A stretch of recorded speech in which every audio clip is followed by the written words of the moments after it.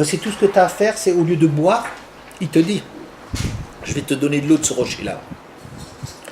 T'as rien d'autre que de commencer à lui dire, passe ce rocher-là, parce que ça c'est pas un truc. Allez-y, faites-vous, frappez-vous ce rocher. Si vous croyez que c'est un robinet là derrière qui a une cuve là qui contient des centaines de milliers d'hectolitres, eh bien allez-y, frappez ce rocher, qu'est-ce que vous voulez? Ah non, maintenant il faut qu'on voit. Est-ce que vous croyez qu'il n'y a rien d'autre derrière cette révolte des Bnei Israël que d'énerver Moshe? Hachem veut peut-être tester Moshe à travers le peuple d'Israël. Non, madame, vous n'entendez pas, vous voulez parler vous n'écoutez pas ce qu'on demande. Je demande, écoutez, j'ai demandé qu'est-ce que les Bnei Israël ils veulent. Je demande pas ce qu'Hachem il veut, ça m'est égal. C'est pas lui qui m'intéresse. C'est Hachem qui fait tout. Non, donc c'est Hachem qui les a poussés à faire ça. Non, Hachem n'a rien fait, l'homme il est libre. Quoi. Non, c'est pas vrai. L'homme il est libre. Faire les bêtises, c'est pas la faute d'Hachem. Si on fait des bêtises, c'est de notre faute. Bon, c'est pas Hachem qui le fait. Rien du tout. Mais les Bnei Israël, qu'est-ce qu'ils veulent? Vous allez croire que les Bnei Israël, c'est des enquiquineurs professionnels. C'est comme ça que je le présente. C'est comme ça qu'on a l'impression quand on va le Midrash. Il veut leur donner à boire. 2 minutes avant, ils ont demandé à boire, à corps et à cri. Et dit, on est en train de mourir de soif. Si seulement on était mort en Égypte, au lieu de crever de soif ici, ils le disent. Moi, je leur dis, je vais vous donner de ce rocher. Ils ne veulent pas ce rocher, je veux celui-là. Si tu es un type fort, donne de ce rocher-là. Mais c'est quoi? Ils veulent quoi? Ils veulent le porter sur les nerfs. On a l'habitude. Vous avez une Kehila, tout celui qui a une Kehila, il sait exactement de quoi je parle. Pourquoi il est monté? Pourquoi lui il est monté? Que tu te permets de nous faire une remarque parce que nous on dérange dans la choue, mais c'est toi qui dérange, rabbin. Dégage. Comprenez? Bon, c'est... Ça veut dire quoi cette histoire? Qu'est-ce qu'ils veulent les Bnei Israël? Quoi? Ils enquiquinent le monde pour l'enquiquiner, pour dire des choses comme ça? Ils veulent faire douter Moshe. Comment? Ils veulent faire douter Moshe. Qu'est-ce qu'ils ont besoin de le faire douter? Et quoi? Ils veulent juste lui faire des croche-pieds? Ils veulent faire douter Moshe de ce qu'il a fait, de son action, de faire sortir les Bnei Israël. Pourquoi? Juste quoi? C'est maintenant on ne trouve pas d'autres moyens. Je pense que les Bnei Israël ils font. Moi j'ai une idée sur cette histoire-là. Je pense que les Bnei Israël, ils sont pas ce qu'on croit. C'est pas un peuple insatisfait? Et c'est un peuple qui a l'air très insatisfait, méchant, impatient, contestataire. Pas révolutionnaire. Révolutionnaire, ça serait sympa, mais contestataire, enquiquineur, chicaneur. Mais Rifrem, il y a 3 termes là-dessus qui sont employés par rapport à ça. Masachem, Vetirachem, Verifrem. Des gens qui se disputent, des gens qui sont lourds, des gens qui... Oui. Amener Moshe à un niveau supérieur. Ça peut évoluer. Qui veulent révéler en Moshe quelque chose qu'il n'était pas capable encore de faire. Non? Bon, peut-être tu peux... Il faut... C'est peut-être une hypothèse. Pardon? Ça peut être l'hypothèse qu'ils refusent un intermédiaire entre Hachem et eux. Donc ils ont beau avoir du cavod pour Moshe, ils ne sont pas satisfaits, il faut qu'Hachem leur parle directement à eux, et selon le rocher qu'ils ont choisi eux. Pourquoi? Oui, mais pourquoi? Mais il faudrait qu'Hachem s'adresse directement à eux, plutôt mais, que de passer par un intermédiaire. Oui, bon, ça c'est cette question de l'intermédiaire, c'est une question assez difficile parce qu'en général, ils demandent l'intermédiaire. Mais je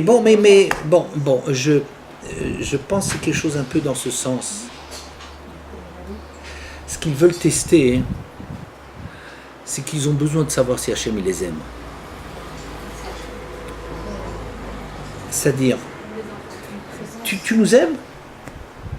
Alors tu me donnes de l'eau de n'importe quoi. Pas de l'eau sur commande. Parce qu'on est des gentils enfants. Parce qu'on est bien obéissants, les gentils, alors on va avoir de l'eau de ce rocher. Mais mon père, c'est pas ça ce que je lui demande à mon père ou à ma mère.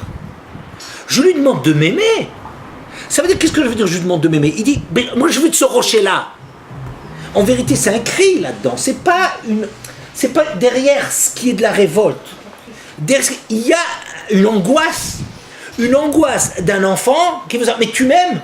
Si tu m'aimes, tu commences pas à me dire tu reçois quelque chose parce que tu obéis. Parce que c'est insupportable. Ça veut dire, je suis bien, je te récompense, je te donne un sucre. Il y a une fois un de mes amis qui est en Eretz chez un Rav Lipschitz, qui était un psychologue. Donc il avait beaucoup vous imaginez le nombre de cas qu'il avait à soigner. Alors, bon, et il avait le cas notamment d'une femme qui lui a amené son gosse, et c'est une proposition intéressante, on y pensera. Hein, Sarah? Hein? Alors,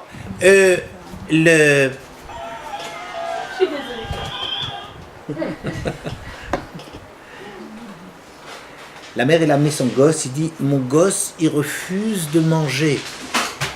J'arrive pas à le faire manger. Alors, le psychologue, qui connaît pas mal les problèmes chez certains, il a dit, dites-moi, vous lui faites bien faire les brachot avant qu'il mange? Il dit, ah oui. Il dit, et s'il ne veut pas faire la bracha, ah mais je ne donne pas à manger. J'attends, je lui apprends, non, une seconde, je lui enseigne à faire les brachot comme il faut. Je suis une éducatrice, j'enseigne à mon... Vous savez pourquoi votre fils il ne mange pas? Parce qu'il pense que vous, quand vous lui donnez à manger, vous voulez une bracha. Vous ne voulez pas lui donner à manger, vous voulez une bracha. C'est pour ça c'est une révolte du fils. Il sent chez sa mère que tellement, il entend tellement. Tu veux faire, alors chez Akol, tu répètes après moi, on fait chez Akol. Non, c'est une mère admirable, certainement, qui doit avoir une ribambelle de gosse, à moins que ce soit le premier, et qu'elle n'a pas encore compris, ou qu'il en a une ribambelle, elle n'a pas le temps, mais elle prend le temps. C'est une femme vertueuse, extraordinaire, et insupportable. Et elle est là, elle est en train de lui apprendre, Asher Kitchanou, Motsi Lechemina, répète derrière moi, elle prend, elle s'investit dans son gosse, c'est admirable. Seulement, elle a perdu un tout petit peu la boussole. Elle n'est plus une mère. Elle se rend plus compte qu'elle n'est plus une mère pour son gosse. Le gosse qu'il attend, il attend que sa mère elle l'aime. Il veut qu'elle l'aime, tu me donnes à manger, j'ai faim. Elle ferait beaucoup mieux de lui donner une fois, parce qu'il demande quelque chose, de lui donner à manger, de fermer les yeux. Vous savez, il y a une mitzvah de Kibud Avaim, une mitzvah importante. C'est très important, oui. Mais il y a beaucoup de gens que c'est à peu près la première halakha qu'ils apprennent dans la Torah. Ça s'arrête parfois là. Il faut respecter le parent, respecter les parents, respecter les parents. Dans la halakha, c'est marqué que les parents doivent savoir fermer les yeux devant certaines révoltes ou certaines marques d'impatience de leurs enfants. Oui, il y a deux halakhot. Il y a le point de vue de l'enfant. Le point de vue de l'enfant, il doit respecter les parents. Mais les parents, ils doivent savoir qu'en vérité, c'est pas un droit que les parents, que la Torah leur donne d'enquiquiner leurs gosses, de les persécuter, d'être là derrière, de l'écraser. C'est pas ça. C'est un moyen, c'est une chose qui est nécessaire pour structurer quelqu'un, pour le construire. Il faut qu'il y ait un sens de l'autorité ou des choses dont c'est nécessaire. Mais il faut que les parents, ils sachent fermer les yeux. Il y a des fois, il faut fermer les yeux, pas en faire un problème de religion. La religion est oblige à me baiser les mains. Et on casse les gens avec ça, on casse les enfants avec ça, on casse. Et ici, moi je pense que les Bnei Israël, c'est ça qu'ils ont. Moi je pense que ce qu'il y a derrière leur cri, c'est que, mais s'ils m'aiment, c'est pas parce que je lui obéis que je fais la bracha et qu'on va donner ce truc-là de ce rocher-là. Si Hachem il est soucieux parce que j'ai soif, qu'il me donne à manger de ce rocher-là. Et ça c'est important pour moi, c'est aussi important que d'avoir soif, que j'ai soif qu'il me donne à boire. Mais il y a quelque chose qui est aussi important que ça, de savoir que tu m'aimes. Et je veux que tu m'aimes. Ça veut dire quoi, tu m'aimes? Eh bien tu me donnes à manger. Et je fais pas la bracha, et c'est pas ton rocher. C'est ça ce qu'un père il aime ses enfants. Et si le père ou la mère ils sont toujours là seulement en train de dire tu fais une bracha et tu reçois quelque chose, si le père il est toujours comme ça, eh ben c'est raté. Il y a une dimension de... Vous voyez? Bon. La vérité, je vais vous dire. Je pense que c'est ça le pshat de cette histoire de Moshe. Quelle est la faute de Moshe? c'est qu'il n'a pas su voir. Il était sous le coup de l'énervement. Il faut voir, pendant 40 ans, il était tout le temps en train de se contenir, et c'est un peuple très, très, très, très difficile, et encore beaucoup plus. Impossible, insupportable. Vous savez, les Midrashim, ils décrivent un petit peu ce truc-là. Moshe, quand il sortait pas exactement à l'heure tapante, il dit, hein, il est en train de comploter avec sa femme, avec sa famille, là, il est en train de dire du mal des gens. Oui. Quand Moshe il sortait un petit peu plus tôt, tiens, il s'est fatigué avec sa femme. Tout le temps. Il fait un truc, il discute, il fait cette relation, ça veut dire, on attend tellement. Alors vous me direz, mais c'est dégoûtant, ils sont insupportables. C'est vrai. Faut entendre aussi autre chose là derrière. C'est que Moshe, ça représente la parole divine. Shrina medaber pitor grono. C'est Hachem qui s'exprime par son canal. Ça veut dire, il y a que Moshe, il est transparent. Il transmet les paroles d'Hachem. Et donc ça veut dire que si quelqu'un, il est tellement il révèle tellement, il traduit tellement ce que c'est Hachem, on ne peut pas lui faire crédit d'une virgule. C'est pour moi une des plus grandes preuves que la Torah elle est vraie. Une des plus grandes preuves. Oh, il y en a des milliers. Il y en a aussi des milliers comme quoi elle est fausse. Mais enfin, moi ce qui m'intéresse, c'est plutôt là où les preuves comme quoi elle est vraie. C'est que il n'y a pas de système sur lequel on ne s'acharne pas pour démontrer qu'il est faux, et avec n'importe quel moyen, avec n'importe quel argument bidon, on s'acharne à démontrer que la Torah est fausse. Pourquoi ? Un autre système, ça fait bien longtemps qu'avec le 10e ou le 100e de ce qu'on dit, la Torah il serait déjà écroulée depuis longtemps. Mais on continue à s'acharner sur quelqu'un déjà de mort. Pourquoi ? Ça veut dire que c'est parce que la Torah elle est vraie. Parce que ça veut dire que si la Torah, elle n'est pas 100%, vous savez, un prophète, un vrai prophète qu'Hachem il envoie, si vous dites 100 prophéties, c'est extraordinaire, ouais, il vous donne tous les matchs, tous les résultats des matchs du mondial à venir avec le nom des buteurs et à quelle minute ça se fait. Oui, et à une demi-minute près, ça ne se réalise pas. À une demi-minute près, oui, juste pour dire que ce n'est pas la 34e, mais c'est la 35e ou la 33e, on dira, c'est bidon. Vous savez qu'il est Chayamita. Un prophète qui dit un truc de genre là, il vous donne tous les buts jusqu'à la fin. Oui, jusqu'à la fin, jusqu'à l'élimination de l'Algérie, Bimera Biaminou.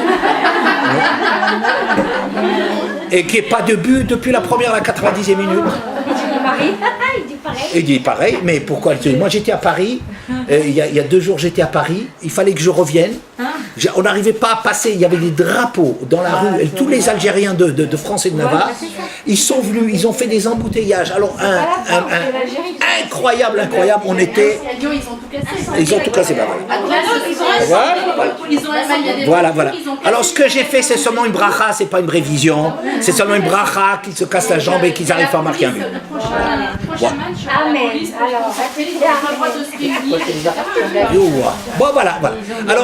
Alors, vous voyez un truc comme ça. Si un prophète nous disait ça, on dira c'est le plus grand prophète, il est même plus fort que l'équipe. Ça, c'est pas difficile. Alors, c'est un prophète extraordinaire. Oui. Un prophète qui aurait une erreur d'1 minute là-dedans, c'est un faux prophète. C'est un faux prophète.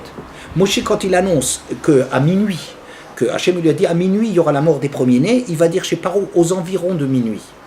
Pourquoi aux environs de minuit ? Parce qu'il n'est pas sûr que les montres en Égypte aient marché bien, surtout à l'époque c'était des sabliers, vous voyez, avec les coucous suisses et tout ça.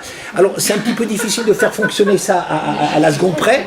Et ils vont dire, ah c'est pas tout à fait exact. Chez moi il reste encore 2 minutes. Vous voyez ? Pourquoi ils attaquent tellement la Torah ? Mais parce que la Torah elle est vraie. Pourquoi est-ce qu'on attaque Moshe ? Mais parce que Moshe c'est Hachem. Enfin, façon de parler, ça veut dire que ça traduit ce que c'est Hachem. On ne peut pas lui laisser passer la moindre chose, parce que la moindre chose de Moshe, c'est pas le personnage de Moshe qui ne m'intéresse pas. Ça veut dire des grands personnages, on en a eu dans l'histoire, il y a des gens qui sont extraordinaires, mais c'est pas important. Vous comprenez, c'est des détails que Napoléon, il a fait, je sais pas quoi, assassiner le duc d'Enghien, ou qu'il a fait des trucs au débat. C'est pas grave, c'est des détails qui n'ont pas d'importance. Mais pour quelqu'un qui est vrai, qui est un homme vrai, qui signifie quelque chose de vrai, alors chez lui, il n'y a pas de virgule, et ça, il y a ce souci comme ça derrière Moshe. Maintenant, quoi qu'il en soit, Moshe il est sur les nerfs à longueur de temps et tout ça. Et ici, ça l'empêche quelque part de voir. Ça l'empêche de voir ce qu'il y a derrière cette révolte des Bnei Israël.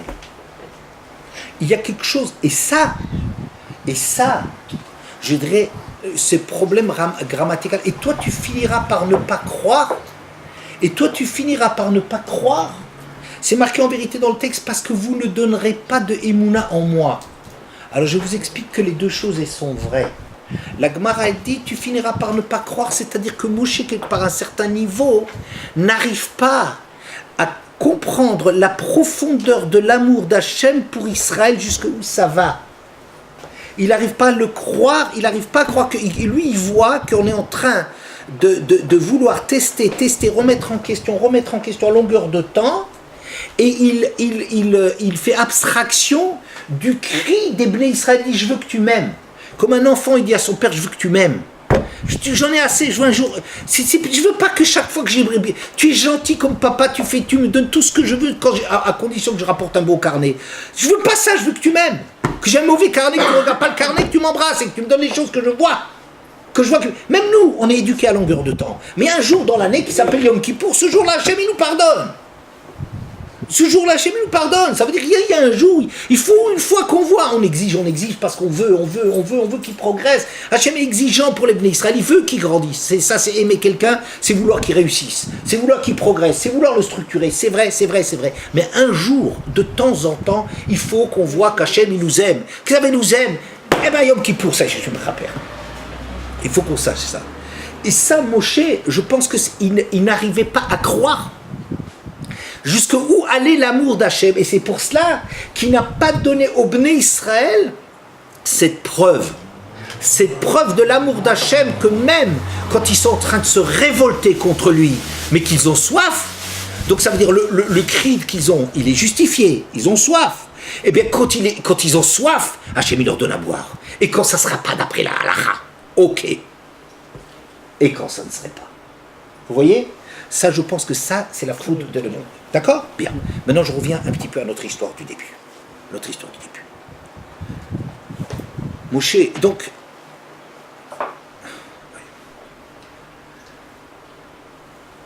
Qu'est-ce que ça veut dire ? J'ai dit au début, qu'est-ce qu'on reproche à Moshe ?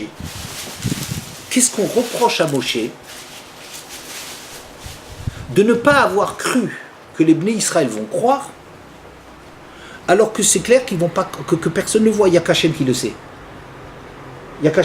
Vayeda Elohim, c'est seulement devant Hachem que c'était clair que les Bnei Israël vont croire, qu'est-ce qu'on lui veut.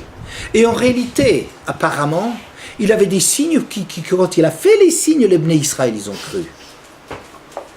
C'est une question hyper difficile. Je crois. Ah, je vais vous dire.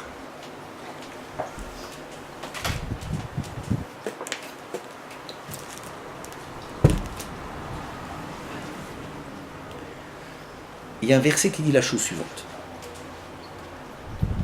Elohim Moshiv Yochidim Beta Motzi Asirim Bekosharot. Dans Tilim, c'est marqué que Hachem Moshiv Yochidim Beta, il installe des individus ensemble dans une maison. Motzi Asirim Bekosharot, il fait sortir les prisonniers Bekosharot dans des conditions cachères, dans des conditions favorables. Vous voyez ? Ce verset-là parle de deux choses essentiellement, ou du mariage, ou de la sortie d'Égypte. Ou du mariage, c'est le début du verset. Elohim Moshiv Yochidim Beta. Hachem installe des individus dans la même maison. La suite du verset est plus difficile. Motzi Ashirim Bekosharot, il fait sortir les prisonniers dans des conditions cachères, n'est-ce pas ? Bien. Ou bien, ça parle de la sortie d'Égypte. Alors la fin du verset, on le comprend bien. Motzi Ashirim Bekosharot, les prisonniers, très bien, ça marche très bien. Ils sont sortis dans des conditions de cache-route, c'est-à-dire on les a sortis au mois de Nissan, qui est un mois tempéré. Il y a les oiseaux, c'est la nature qui s'éveille, l'éveil de tout, c'est tellement beau. C'est le mois doux, ni trop chaud, ni trop froid. Hachem fait sortir les Bnei Israël, les prisonniers, dans les meilleures conditions. La sortie le mois de Nissan. Le début est un peu difficile. Elohim Motzi Moshiv Yochidim Beta. Je pense qu'on peut dans les deux cas traduire ça. Petite parenthèse du mariage. Alors, le mariage, c'est quoi? C'est Yochidim, c'est des individualités. Comment est-ce qu'Hachem il fait un truc invraisemblable de prendre deux mondes, deux réalités différentes, un homme, une femme, c'est deux sensibilités, deux approches différentes, et tout ce qu'on sait, tout le monde le sait, tous ceux qui sont mariés savent très bien de quoi il s'agit. Oui. Comment on arrive à les mettre à vivre bêta, qu'ils font d'un foyer? Comment on peut prendre un homme et une femme, mais faire un mariage mixte, mais il n'y a rien de plus mixte que le mariage. C'est vraiment mixé, mais un truc terrible, ça. C'est souvent fait, c'est de la bouillie. Hein. C'est de la bouillie à l'arrivée. Mais disons, si on ne fait pas une bouillie, c'est un truc... c'est quelque chose d'invraisemblable. Comment Hachem, il fait Motsi Asirim de Kosharot, je pense que ça veut dire comme ça. Que les Asirim, les prisonniers, c'est qui? C'est les Yochidim. Un individu, il est toujours prisonnier. Ça veut dire un individu, il fonctionne d'après lui. Il n'arrive pas à sortir de son propre système. Le mariage, qu'est-ce qui est tellement important, le mariage? Il fait accéder l'homme à une perception des choses qui est impossible de trouver à l'intérieur de soi tout seul. Parce qu'à l'intérieur de soi, on est asirim, on est prisonnier. On est prisonnier de quoi? On est prisonnier de ses idées, de ses trucs. Même quelqu'un de doué. Le problème n'est pas est-ce qu'on est original, est-ce qu'on est doué, est-ce qu'on a de la fantaisie, est-ce qu'on peut... Le problème n'est pas là. Mais les personnes les plus intelligentes, les plus douées, les plus ceci, les plus cela, sont des asirim. Ils sont, comme à titre d'individu, sont incapables de sortir de leur bulle d'individu, même s'ils en font quelque chose, c'est merveilleux. Mais ils n'arrivent pas à accéder à une dimension, si ce n'est pas à travers la confrontation, le conflit, la difficulté, la guerre, l'amour. Hachem il donne des conditions les plus, qu'on est attiré l'un par l'autre, des conditions de cache-route pour arriver à faire fonctionner quelque chose qui est en vérité une impossibilité. Comment un homme et une femme, tu les mets ensemble? Comment faire vivre ensemble? Et donc il crée quelque chose qui permet à chacun de sortir de sa bulle donc dans laquelle il est prisonnier, par le fait de le faire vivre quelque chose qui est d'un niveau tout à fait différent, auquel jamais de lui tout seul il peut accéder. N'est-ce pas? L'autoviot Adam Levado, et c'est l'Oezer Kenegdo, c'est de ça qu'on parle. Alors, le deuxième, la sortie d'Égypte. La sortie d'Égypte, c'est-à-dire la suite du verset, il parle de la sortie d'Égypte, puisqu'il dit Motsi Asirim de Kosharot. Il fait sortir les prisonniers dans les mêmes conditions. Mais je crois qu'il y a le début du verset extraordinaire. Vous savez ce qu'il dit le début du verset? Elohim Moshiv Yochidim Beta. Il installe des individus en commun. La sortie d'Égypte, vous voyez ce que c'est l'Égypte? Qu'est-ce que ça fait? Ça fait passer des individus au rang d'une communauté, d'un clan, Beta, un ensemble. Elohim Moshiv Yochidim Beta, Hachem, il a permis à ce que des gens qui vivent autour de soi, comme n'importe qui, on tourne autour de soi-même, et c'est Adam Karov, et on est proche de nous-mêmes, on perçoit le monde à travers soi-même.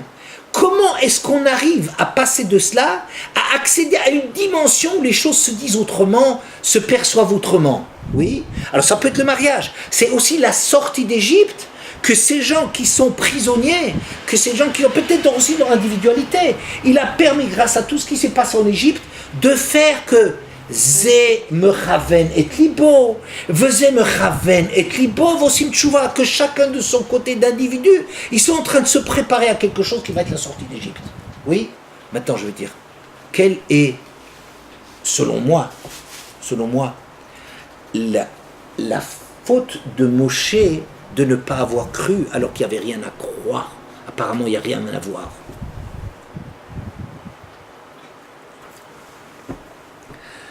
Moshe a fait une chose. Il a vu ces Bnei Israël et dit ils sont incapables, ou il en a, il les avait peut-être encore pas tellement beaucoup vus il était en Midian pendant toutes ces années-là.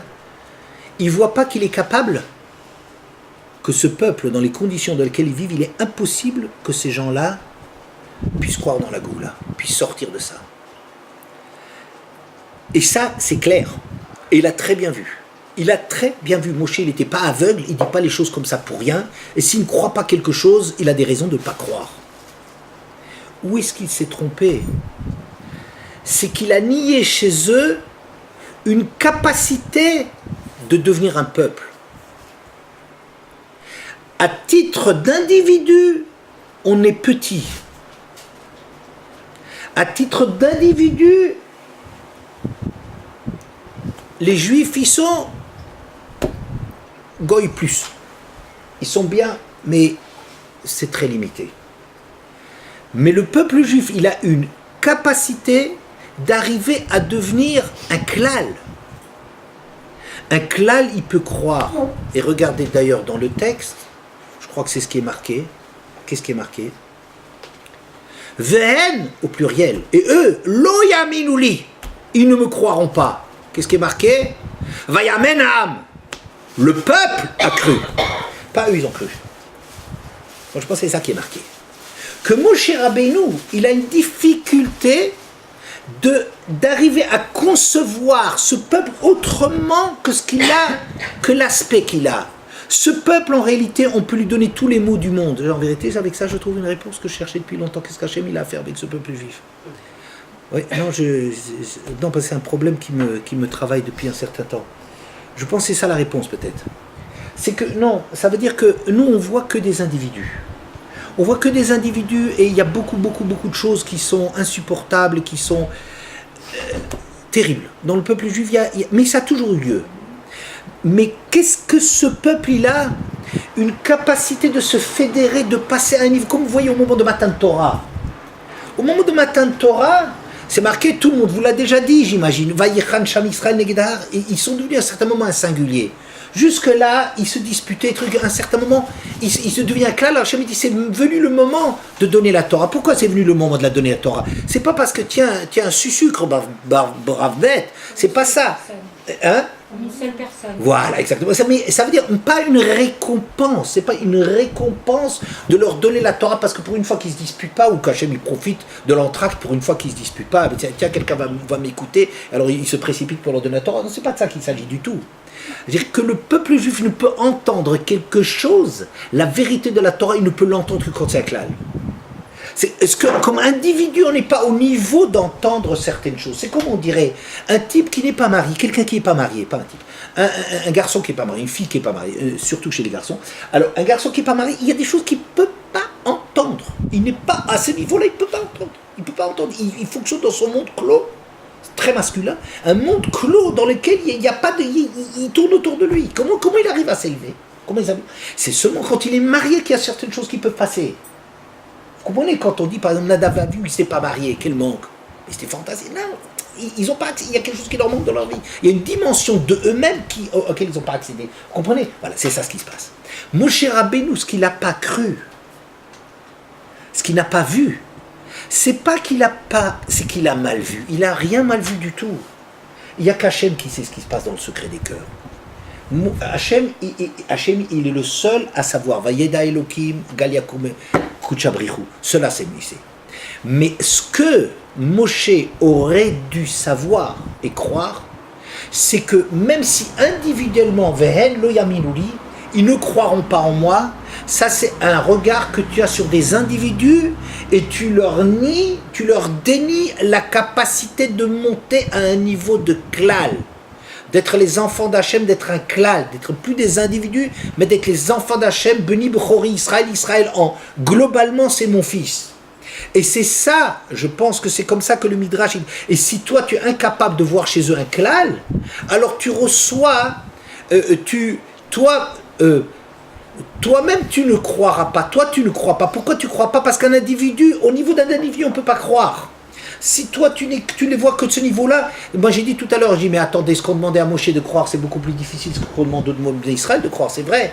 Mais c'est quelque chose du même ordre, que ce que tu ne vois pas chez eux parce que tu les regardes comme individus, quand toi tu seras isolé avec la pression autour de toi, tu seras aussi incapable de... Comme individu tu ne vois pas non plus. Tu ne crois pas non plus, Moshe. Oui, et c'est ça, et c'est ça Sofra chez l'Otamim. Quand tu commences comme ça, cette difficulté que Moshe qui était tellement énorme, il était un personnage qu'on ne peut même pas parler, on ne peut même pas aborder la grandeur de Moshe, mais cette dimension de voir, de se projeter dans ce peuple, cette capacité d'arriver à entendre au nom d'une dimension qu'ils sont capables d'avoir, oui, et bien ça c'est Sofra chez l'Otamim. Et maintenant je vais vous dire, les signes qu'ils ont fait Vous savez, c'est pas à cause des signes qu'ils ont cru. Ça, je vous le dis. C'est pas à cause des signes qu'ils ont cru. C'est quoi? Les signes, ils étaient seulement là pour déclencher chez eux un sourire d'Hachem. Les signes, ils ont été seulement là pour dire, tu sais, Moshe, il a été puni parce qu'il a dit du mal de toi. Quoi, il y a quelqu'un qui m'aime? Il y a quelqu'un qui prend ma défense? C'est ça qui a permis aux Bnei Israël de devenir des Bnei Israël. C'est pas parce qu'il a fait des signes. Les Bnei Israël, au niveau du klal qu'ils ont, que chacun en a, cette capacité qu'on ait d'être un klal, donc de croire en Hachem, on l'a tous. C'est un potentiel qu'on a tous. On n'a pas besoin de signes pour ça, rien du tout. On n'a pas besoin de preuves, on n'a pas rien du tout, on n'a pas besoin de preuves. Et c'est sans les preuves, on a cela parce que le potentiel de chacun, un juif, il est grand à 2 étages. Il est grand à titre individuel et il est encore beaucoup plus grand quand il arrive à être un klal Israël. C'est encore une dimension beaucoup plus grande quand il arrive à s'élever au-delà de sa dimension purement individualiste. C'est déjà beaucoup, la dimension individualiste, mais celle-là, c'est la source de toutes les erreurs. Mais la grandeur, le peuple juif, c'est cette capacité-là. Et de quoi est-ce qu'on avait besoin? Juste d'un déclencheur. On n'avait pas besoin d'une preuve. S'il y a un déclencheur, c'est-à-dire Hachem, il pense à vous, vous êtes les enfants d'Hachem, ben, si quelqu'un il sait me le dire, alors au lieu de faire des esclaves, au lieu de faire des individus de moi, il fait de moi son fils. Et alors à ce niveau-là, il n'y a aucun problème qu'on croit en Hachem. Voilà, ça va être là.